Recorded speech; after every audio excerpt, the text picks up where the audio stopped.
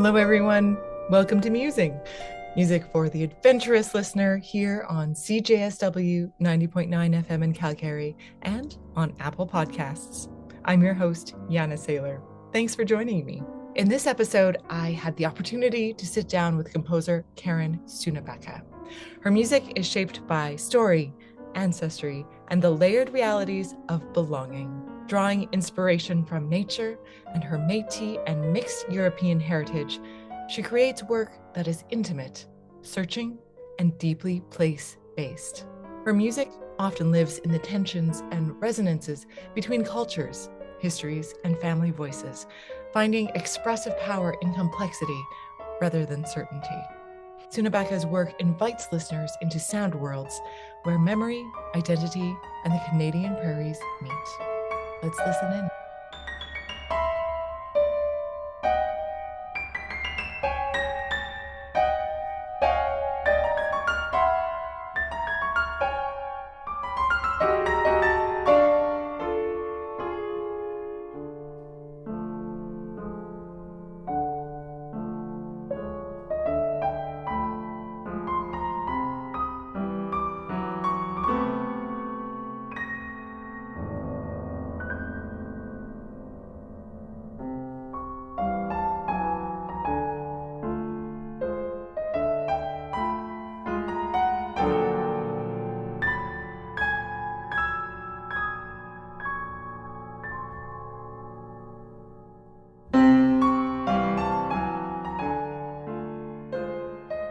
Karen, so wonderful to have you. Thank you so much for being my guest today on Musing. I'm going to start with a question that I ask a lot of my composers, especially. How would you describe your creative voice and compositional output? So to describe my music, I take a lot of inspiration from the land I'm from, I guess. So from the prairies, but also from my heritage. So that's the first thing. So the themes are very connected to often the research I'm doing at that moment, because I get like I'm learning more and more as I go along. And I work a lot with my mother, Joyce Clouston. Her writing is so very visual in terms of the natural world. And so I often get a lot of inspiration when I'm working, especially with her text. I know exactly what she's talking about, but it's so very descriptive. So then I try to emulate that in the music that I'm writing too. But that's more recent, the work with my mom. But from the beginning, I would say I have often just tried to mimic the sounds of the Canadian prairies, especially the prairies around Manitoba. And also, I spent a lot of time in my 20s at a summer camp that was on the Canadian Shield. So my first kind of small orchestra piece that I wrote was called On the Shores, and it was from the Lake of the Woods area. So again, I was depicting like the sounds of water and the sounds of canoeing on a lake and the sounds of the wind and a rainstorm and a thunderstorm. So that it has been part of my music from the beginning. So that's the main thing. I also just love puzzles. So there's some pieces where I'm just trying to work something out. So one piece I slowly add a pitch at a time, or another piece where I have a collection of pitches and I'm trying to puzzle that out somehow. So yeah.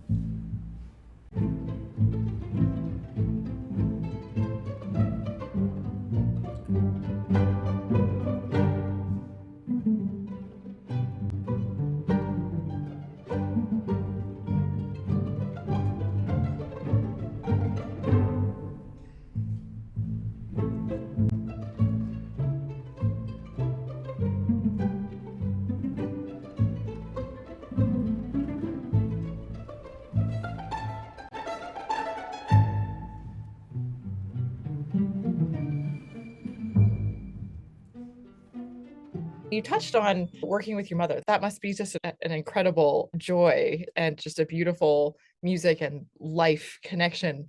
But what were some kind of practical influences on your compositional voice, whether they be life circumstances or teachers or significant musical experiences that really shaped your aesthetic and your approach? So my teacher in my undergrad was Michael Matthews. And this was at the University of Manitoba when I was first starting out. And his approach, he was really good at helping his students to build confidence. Like, I was a pretty young composer. I hadn't really thought I was going to be a composer when I went into music school. I started as a cellist, and I just loved the theory classes, which kind of led me to think, I think I want to be a composer. My uncle was a composer, which is funny that I never thought about it. My uncle is Bruce Carlson. And so Michael was really good at helping me find my voice, actually. But even just the way that I approached pitch, I really learned a lot from him. But my music doesn't always sound like him, although my husband says he hears a bit of Michael Matthews in what I do. So first, he was just great at finding my voice. Because I was in Winnipeg, the New Music Festival, especially in the late 90s, was brand new. And so I was looking for women composers. And so Kelly Marie Murphy was one of the first, and she was really young at the time and pretty, and actually now she's the composer in residence, which is really awesome as well. But like, I really loved what she was doing. And for me, that was someone I could look to and say, oh, wow, there's another woman. And she would come to class and I would ask her questions about, like, how old was she and when did she start? And of course, she's from Calgary, right? Went to U of C, I believe. So those were major influences, but also folk music. So Bartok and Stravinsky, I always loved as a student, as I was getting to know their music. And then as I was looking for more women composers, Gabai Delina was a huge influence for me too. And then I also met Arvo Pärt. And so during the New Music Festival. So what was so rich about my time in Winnipeg was that amazing New Music Festival. And they were bringing in these like people I was learning about in classes. And then being able to actually talk to them and to perform their music, or at least to hear their music from the concert stage. And that was, and then at the time too, CBC was recording it. And so you could go into your car and hear what you just heard live on the radio. And that was pretty incredible as well. So that was very formative for me. And those concerts were just outstanding. All of them were just so inspiring. It's interesting how many composers I've had on this program that have talked about the influence of the Winnipeg New Music Festival and how that was just mind-blowing and earth-shattering for them to be a part of, especially the very beginning. So those just like historic performances for Canada.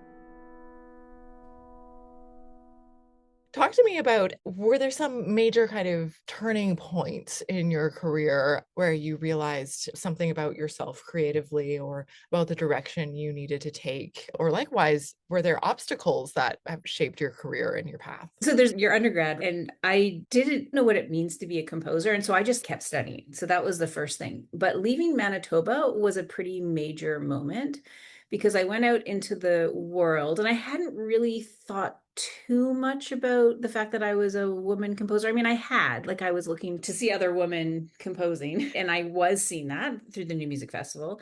But then to go out and look for programs, I found that I would be in very male dominated spaces with no woman composers, right? So that was difficult. And there's one moment when I was at San Francisco State. So I went to the US. My husband and I had to find places where we could both study. So we ended up in the San Francisco Bay Area.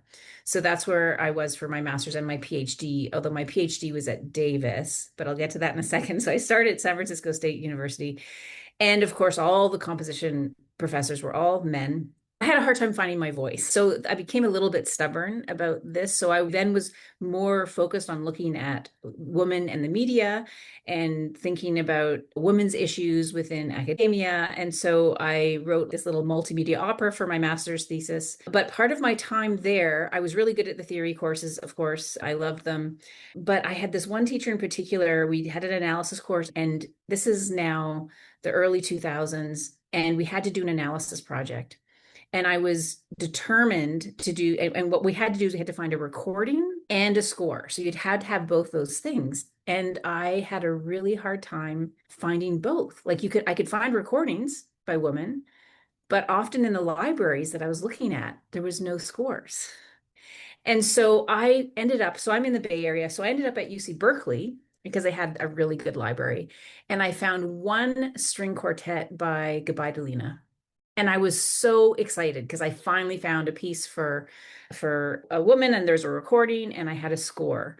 So I did this analysis. I thought it was great. I learned a lot. It was really a puzzle. I liked it because I could find out the pattern in the puzzle of it. And I thought it was a beautiful piece. And I was graded poorly. Like, I couldn't understand why I lost marks. I think it was kind of stupid. It's like a B plus or an A minus or something. So I still had a decent mark, but I was like, I didn't understand why I got, and there was no, on my paper and my presentation, there wasn't anything that he said, like, why was this score low? I figured out the whole score. And there was another guy in the class who did like a Druckmann orchestration or Druckmann orchestra piece. And he didn't even get through it. The guy didn't even get through it. And so I'm like, there was no talk about the whole form of this piece. It's like he got through the first 30 measures or something. And the prof loved it and was giving him these high grades. And so I went and talked to this university professor, and he said to me that the reason why I didn't get a higher mark was because the piece I studied wasn't very good. And I just went, what? And for me, like, I had spent so much time just trying to find a piece by a woman. And at that point, I was discouraged by that I decided that for my PhD, I had to go to a place where there was other women composers. So that was why I chose in the end to go to UC Davis. And there was 2 women composers on faculty there, and there was 4 or 5 composers altogether. So that set me on the path to study at UC Davis. And I just realized too that it was important for me to be thinking about my own voice. And so my PhD dissertation is actually on women using women's voices in their music. And so it just became much more important for me to look at how women look at things. And I started to realize at that point that I had a different view of what I was after, and I had a different voice. And so I started to explore that more after that moment. I was coming there a little bit. I had been looking at women's images in the media, so I was there in some sense, but in terms of like women's voices within composition, that was a big turning point. So that's the main one. And there's a second one. So then I went on and did my PhD, I actually first started studying with the male composers at UC Davis, but I did my final dissertation with a woman composer. She was great. Laurie Sen Martin is her name. And Yue Cheng also was there, but she's now at Brandeis. But they were both great. And I worked with them as a TA because they were the ones running the new music ensemble that was associated with UC Davis. And it was a professional ensemble. So I was their assistant. It was just really fun. And I learned a lot just being in their presence. And so UC Davis was a great place for me to do my PhD.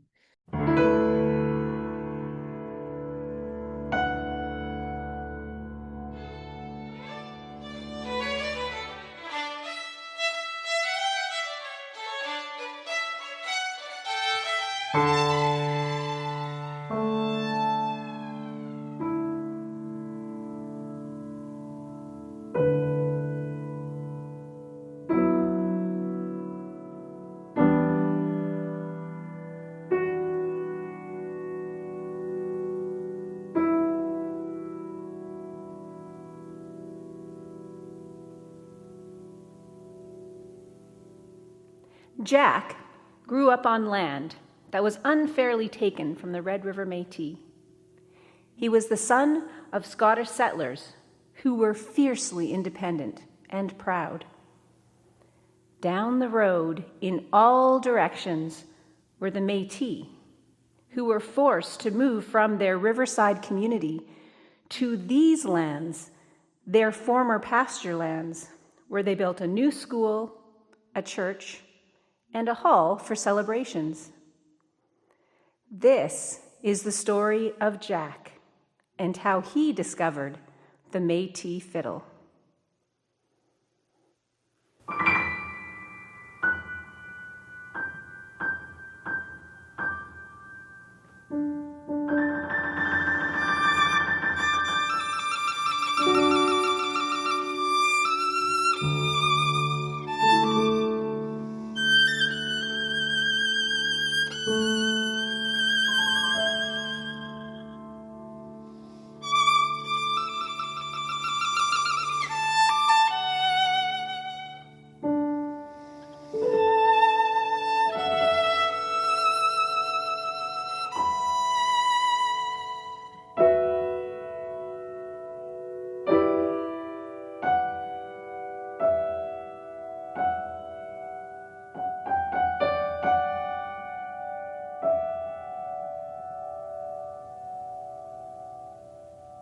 Jack was a curious, sensitive boy.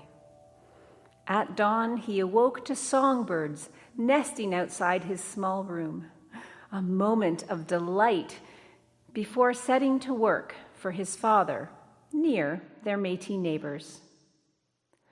On late summer evenings, still toiling under his father's stern watch, he was enchanted by sweet, reeling sounds dancing all around. "You're a dreamer," his brothers sneered, thrashing him, breaking his nose. But he was to become Jack the fiddler.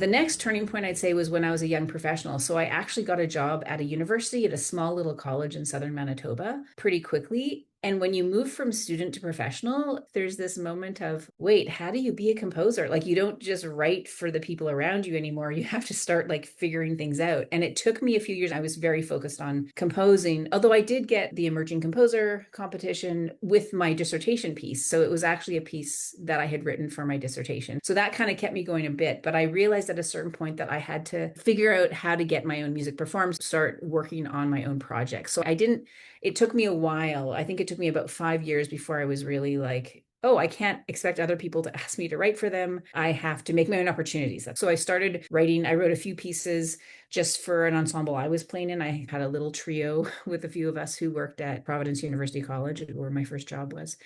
And then I actually reached out to others. So I was working with the Canadian New Music Network for a bit, and I met Cléo Paliseo-Quentin. And so her and I worked together. And so that's really what got me started on thinking about how I could move into kind of more as a professional composer and not just a university professor.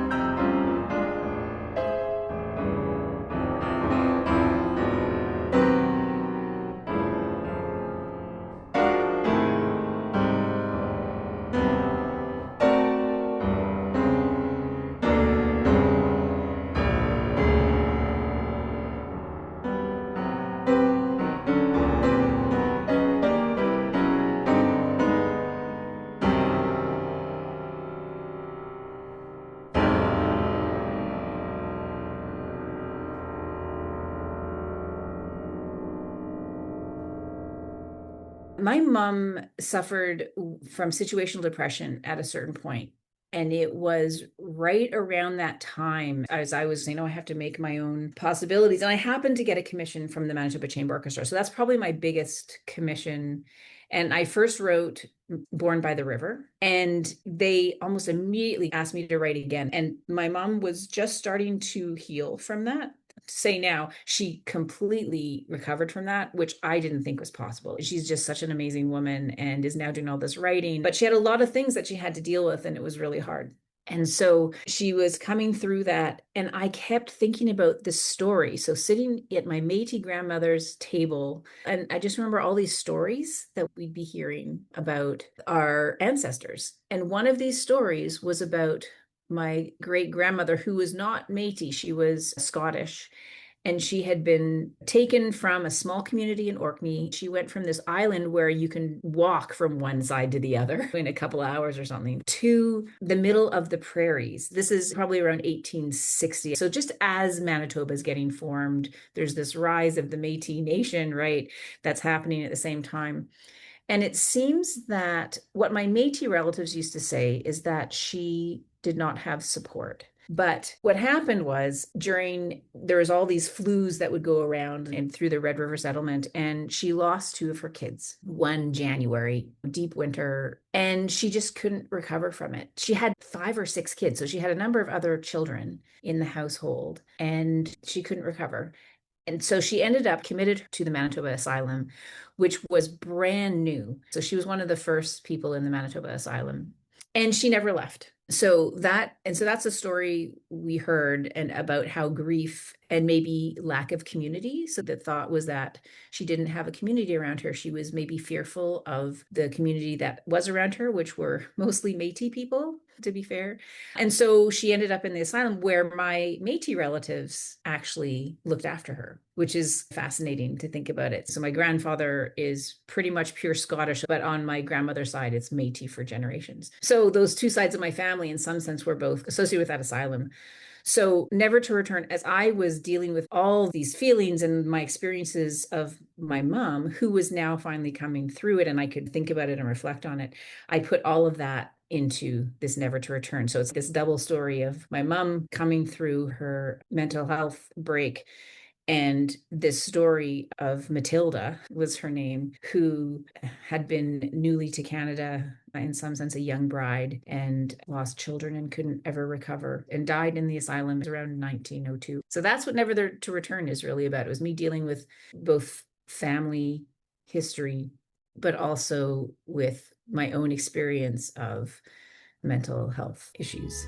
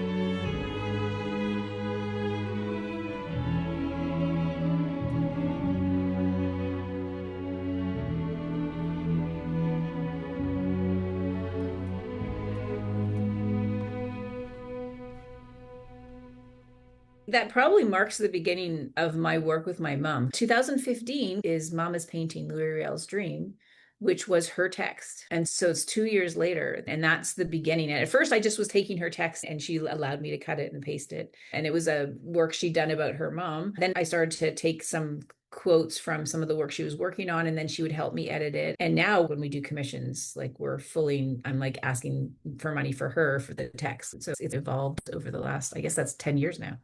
Can you tell me a bit more about that you mentioned? Yeah, Mama's Painting. Actually, interestingly, I have just got a big Canada Council grant to do a recording now of Mama's Painting. Mama's Painting, Riel's Dream. It's a fascinating piece in some sense because it's about my grandmother, Lenore Clouston. She was born Lenore Burston. She is Métis, of course, or was Métis. When she was growing up, though, she grew up in a Métis community, but they never talked about being Métis. So they were all just Métis for the most part. My grandfather was also part of this community, but he was not Métis. He was Scottish, and he was one of the only families in the whole area that the Métis were in. And all of them moved to this area because they were losing their land along the river. And so they never were given the land they were supposed to. So they all bought up land. They were smart enough actually to just all buy land together. So they moved their community from along the river to their old pasture lands. And so she grew up in this Métis community, had no idea she was Indigenous until she then joined up into the Air Force. So she became a meteorological observer in World War II. But she was an artist. She was a painter. She did beading. She did stained glass. She just was an artist. She was always working on something. And this is what I remember of her. And so she wanted to go to university for fine arts. And then the war happened. And so when she was, I think, about 16, so as soon as she could, so it was midway through the war, she joined up in a way that a woman could at the time. And while she's at the war, while she was joining up, people said, "You must be part Indian." And she was like, "What? What are you talking about?" And so people told her that she was part Indian, essentially. And so then she went back home and then I guess talked to her father, and so discovered her this Métis identity, and then did all this research. So when we were growing up, she would say to us, "You're as Métis as Louis Riel," or "You need to be proud of your Métis heritage." So she was really an activist really early on. Like a lot of the people around her, and including my mom, were like, "Shh, let's not tell people," like it was still hidden. But she was really involved in the Friendship Center in Selkirk and the Métis people there.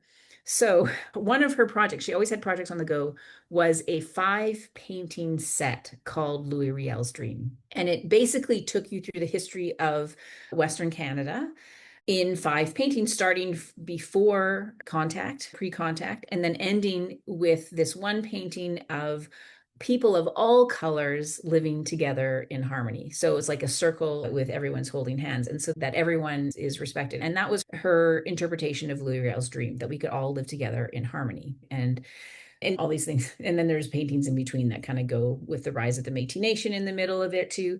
And I was like, okay, I'm going to go find these like sketches because I know they were there somewhere. And then there is this horrible fire at my aunt's place. And so we don't have them, but everyone knows this sort of 5-painting set. So I got a commission from the Agassiz Chamber Music Festival to write a piece for piano quintet. And I thought, perfect. It's a quintet. It's 5 already. And I always love these like number things. So I was like, okay, I'll do 5 movements. I'll do a movement for each of these paintings. So I'll complete my grandmother's painting set musically. So that was the whole point of it. And so then I thought, this is all about collaboration. And so I asked my mom for some writings, like if she wanted to write anything for it. And she said, I wrote all these pieces about my mom 10 years ago, or maybe it was 20 years ago at that time. So now it's probably even longer. I talked to my aunts, who are both artists. So one of my aunts actually took a painting she did as a rooster, and she put that, this is what I'm doing. And another aunt took paintings that she had of her mom, of my grandmother, and had those shown at the premiere. And then my sister actually did a new painting of my mom and her, at that time, young son. So they all contributed to this project in some ways. I think my dream was to have them actually paint new paintings of these that go at this 5-painting set, but I never got the money for that. So in the end, I only got money to actually do the music part. I took this idea of these 5 paintings to then structure the movements. And then I took some of my mom's writing that was about her mom. And it gets a bit confusing because it's my grandmother speaking. And so sometimes it's my mom speaking about my grandmother. And this was really poignant in my grandmother's work, is that she talks about going to the archives and not being able to find information about her Indigenous ancestors. So where were they from? They were in our family tree, which we've done through, there's a St. Boniface place, but through the Manitoba Métis Federation, you get your family tree. And so on our family tree, it just says like an Indian woman or Jane Indian or an Indian woman named Nancy. And so you can't go to archives and find information about these women. And what my mom and I are discovering now is that actually we need to go to the reserves, to the places where we know these women are from. And that's where we'll be able to get information about them. But my grandmother just was so upset that she couldn't find who these women were. And so she would write these beautiful paintings of these imagined women, First Nation ancestors that we had. And so I grew up with them on our walls in our house. So there's one movement that talks about this identity and how she discovered she was Indigenous or Métis. There's 3 generations of women. There's me writing the piece. There was my mom talking about her mom. And then there's my grandmother talking about her experience of both the war, being in the war, but also her discovery of her Métis heritage.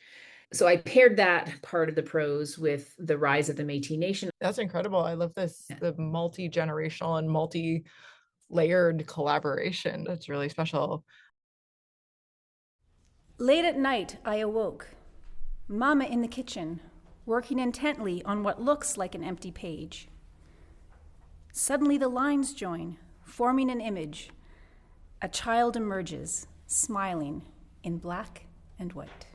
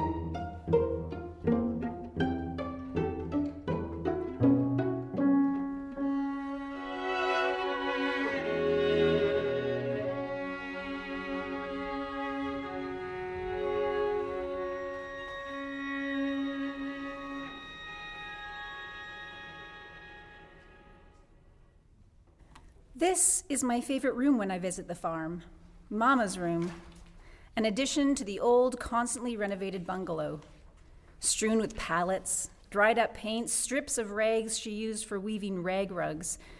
Mama used everything for her art. She created out of torn up strips of cloth she bought at the second-hand store and old balls of bright wool. Mama can't keep up with requests for her art. I make coffee and bring it to her, watching her work. This is my favorite place to visit, away from the kitchen overflowing with vegetables from her garden, the living room strewn with children's toys, the front hall filled with boots and shoes of the visitors. Now, Mama says, the thing you really have to watch is perspective. You have to get the perspective right. If you just look at separate pieces, you don't see the total picture, how the lines all come together. Look carefully. Look at how the clouds, water, edges of islands all take the eye to the center. If it's skillfully done, it happens magically. And there's a feeling of depth, of balance. Light. That is key. It's not so much how the work is organized, but where the light enters. See that?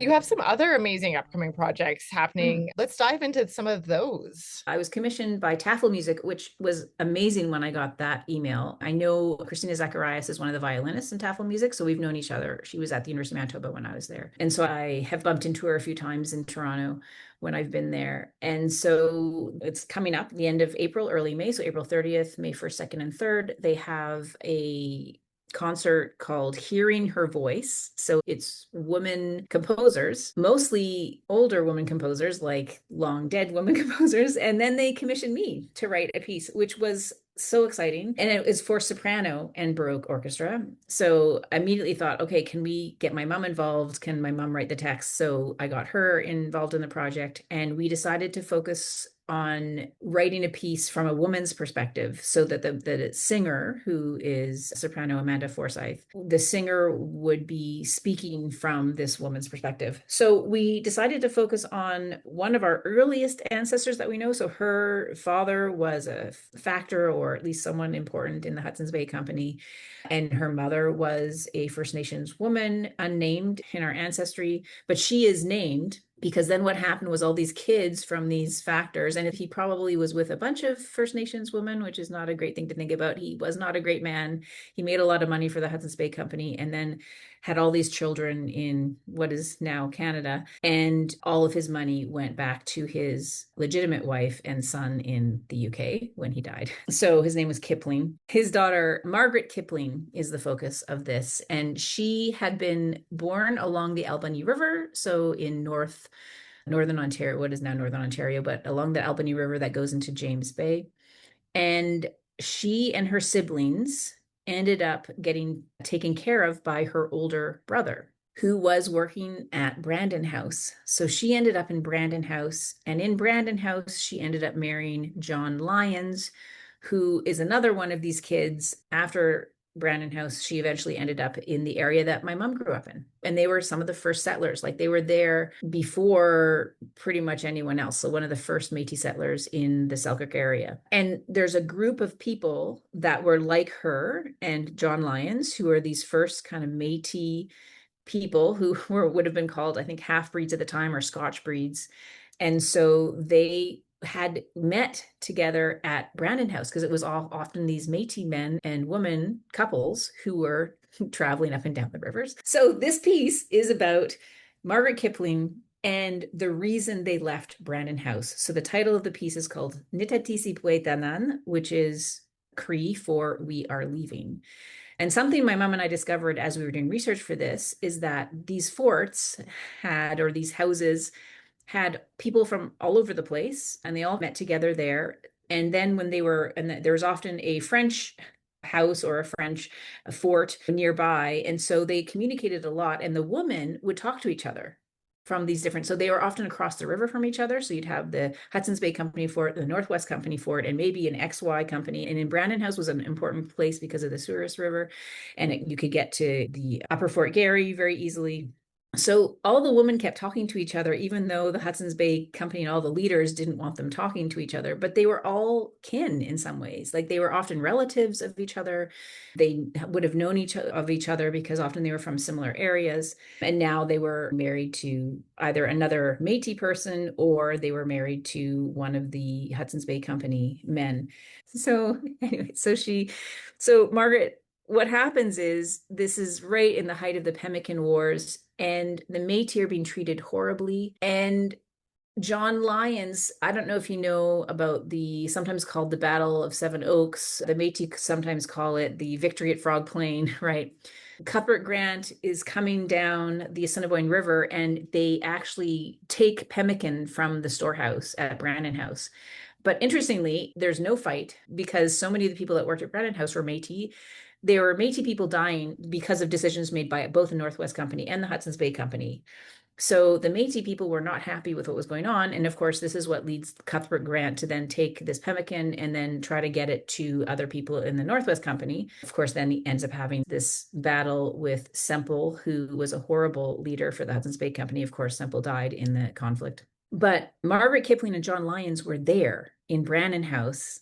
And so we decided to tell this story from Margaret's perspective, basically implying that she told her husband, John Lyons, in the Hudson's Bay Company archives, it says that Fiddler asked Lyons to go and warn Semple at Red River that Cuthbert Grant was coming with all this pemmican that had been taken. And John Lyons says, I'm too sick. And so Fiddler then asked all the other Métis people at Brandon House, and they all refused. And so then Fiddler has to go himself, and he ends up way too late. Like, he takes way too long to get there. I think he was trying to avoid who knows why. But after that, John Lyons's time with the Hudson's Bay Company was limited. So he basically was let go for being insubordinate, essentially.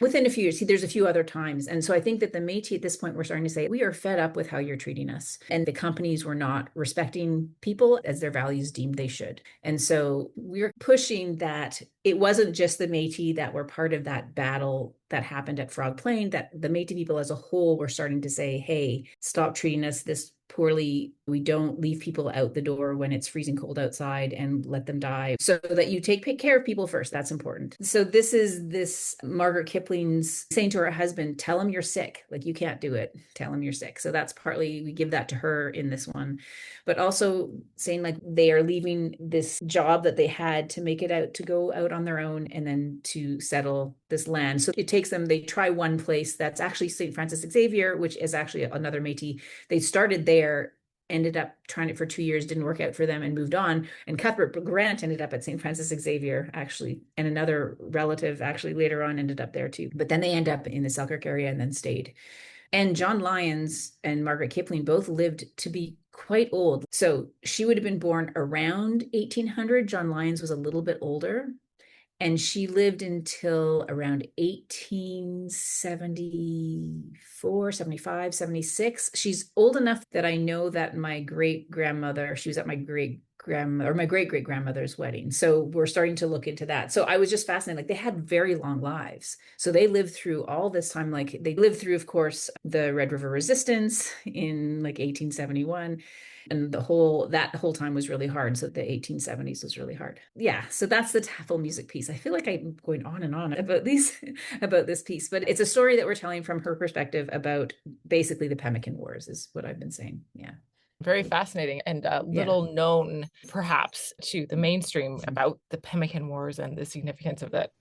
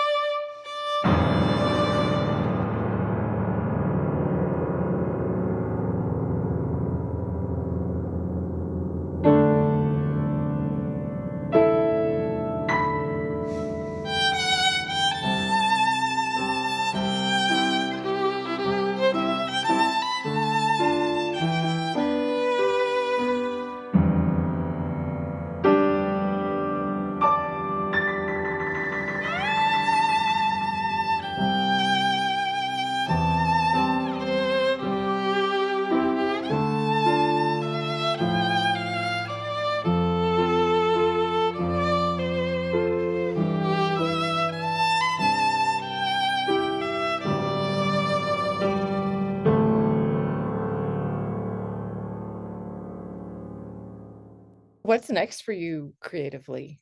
One thing I've talked about is this album. So that's now the next 2 years. Other thing is I'm currently trying to write a piece for soprano and piano, and that's for a local artist named Autumn Debessage, and she's also Indigenous person of mixed heritage, not Métis, but we've connected in some similar circles. So I'm writing a piece based on the poetry of Emily Pauline Johnson. And so she's from Six Nations Reserve, which is like really close by where I currently live. She was born in 1861 on the Six Nations Reserve.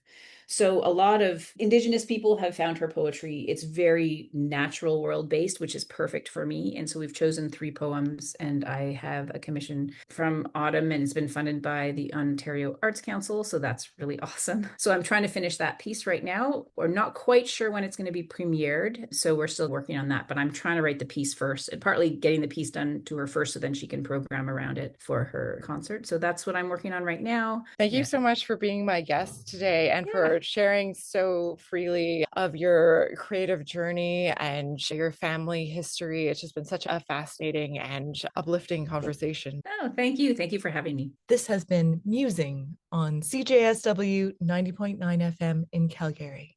I am your host, Janna Sailor. Join me each Monday for a fresh new episode highlighting Canadian creators in action.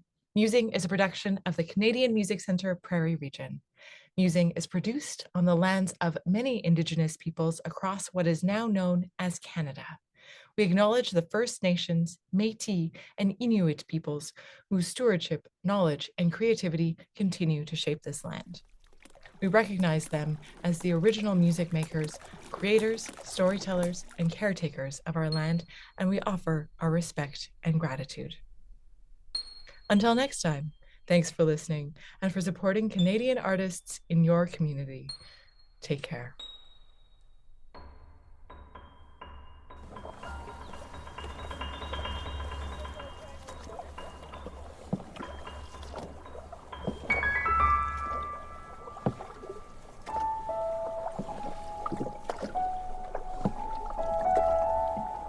Falling in the water. Absolutely loved it. But I got wet.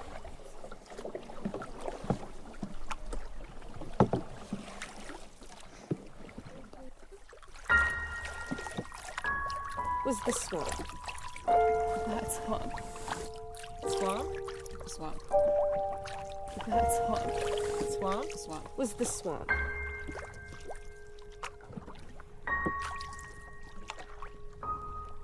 There was a lot of exciting parts of that swamp. But I got wet.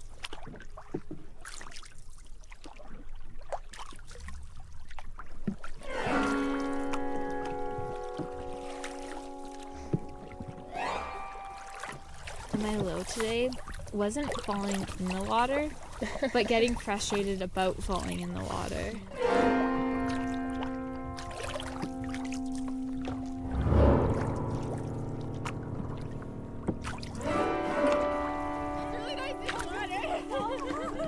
In the water? In the water. Water temperature. In the water.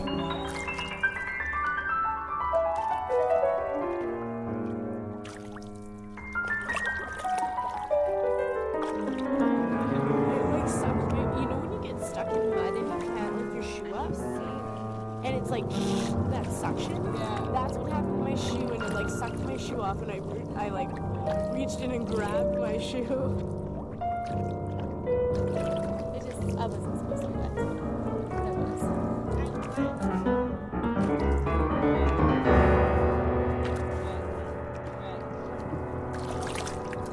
I'm wet.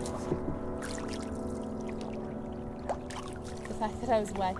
And it soaked through my sleeping bag. That was just like why did it soak through my sleeping bag? You know, I thought, invincible, it's supposed to be waterproof. I don't know. I wasn't supposed to be wet. But I was. I'm wet. Wet. Wet. I'm wet. Wet. Wet. I'm wet. Wet. Wet. I'm wet.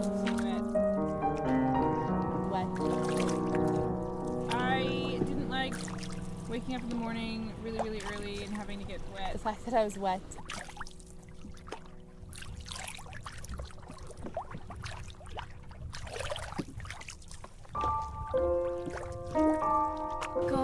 swimming in the rapids. I love swimming. It's so much fun. I like swimming.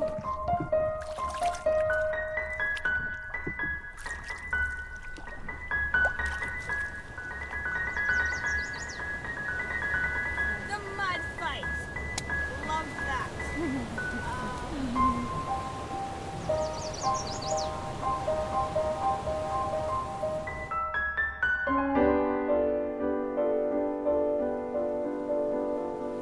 And then I got to change into my wet clothes and put on my wet shoes and go out into the wet world. That was just a lot of fun.